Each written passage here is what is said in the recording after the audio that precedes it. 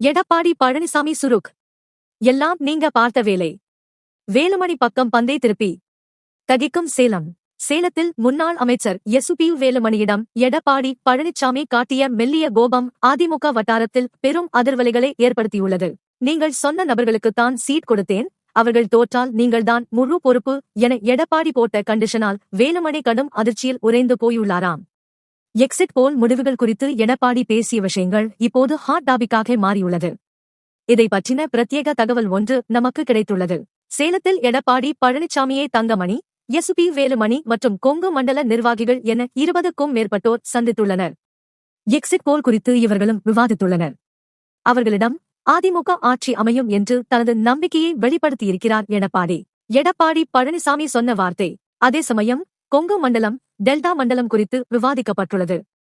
அப்போது எஸ்.பி. வேலுமணியை பார்த்து, இந்த மண்டலங்களில் அதிமுகவில் போட்டியிட்ட வேட்பாளர்களில் பெரும்பாலானோர் நீங்கள் சொல்லித்தான் போட்டிருக்கிறேன்.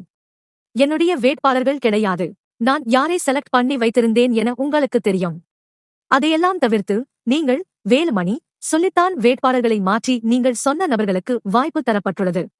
அவர்கள் தோல்வி அடைந்தால் அதற்கு முழு பொறுப்பும் நீங்கள்தான் ஏற்க வேண்டும் என்று மெலிதாக ஒரு கோபத்துடன் சொன்னாராம் எடப்பாடி பழனிசாமி. கொங்கு கவுண்டர் சமூகம்.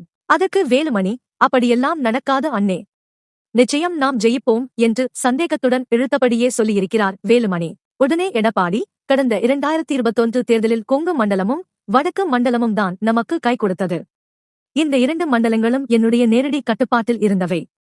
அதாவது கொங்கு வேளாளர் கவுண்டர் சமூகமும் வன்னியர் சமூகமும் பெரும்பான்மையாக இருக்கும் மாவட்டங்களில் நாம் வெற்றி பெற்றோம். பந்தை வேலுமணி பக்கம் தள்ளிய எடப்பாடி, இதே அளவுக்கு முக்குலத்தோர் பெரும்பான்மையாக உள்ள தென் மாவட்டங்கள் மற்றும் டெல்டா மாவட்டங்களான தஞ்சை, திருவாரூர், நாகை உள்ளிட்ட மாவட்டங்களிலும் ஓபிஎஸ் கடுமையாக உழைத்து அவர் சார்ந்த சமூகத்தின் வாக்குகளை வாங்கி கொடுத்திருந்தால் நமது ஆட்சியை நாம் தக்க வைத்துக் கொண்டிருப்போம். திமுக ஆட்சிக்கு வந்திருக்காது. அதைத்தான் இன்றைக்கும் சொல்கிறேன். நீங்கள் பொறுப்பேற்றுக் கொண்ட மண்டலங்களில் வெற்றியை பெற்றுத்தர உழைத்திருப்பீர்கள் என நினைக்கிறேன். ஒருவேளை தோல்வி அடைந்தால் நீங்கள்தான் பொறுப்பேற்க வேண்டும் என்று பந்தை வேலுமணி பக்கம் தள்ளிவிட்டாராம் எடப்பாடி பழனிசாமி. திக்ரமையில் வேலுமணி. எடப்பாடி பழனிசாமியின் இந்த திடீர் அதிரடியால் எஸ்.பி. வேலுமணி கடும் திக்ரமையில் இருப்பதாக கூறப்படுகிறது. தேர்தல் முடிவுகள் வரப்போகும் நிலையில் சேலத்தில் நடந்த இந்த சந்திப்பு அதிமுக வட்டாரத்தில் பெரும் பரபரப்பை ஏற்படுத்தியுள்ளதாம். எடப்பாடி பழனிசாமியின் இந்த அதிரடி நிபந்தனை எஸ்.பி. வேலுமணிக்கு மட்டுமல்லாமல் மற்ற முக்கிய நிர்வாகிகளுக்கும் ஒருவித நெருக்கடியை ஏற்படுத்தியுள்ளதாகவே தெரிகிறது. தேர்தல் முடிவுகள் வெளியாகும் அந்த தருணத்தில் எடப்பாடியின் இந்த பொறுப்பு கணக்கு வேலுமணிக்கு கை கொடுக்குமா அல்லது சிக்கலை ஏற்படுத்துமா என்பது இன்னும் சில தினங்களில் தெரிந்துவிடும்.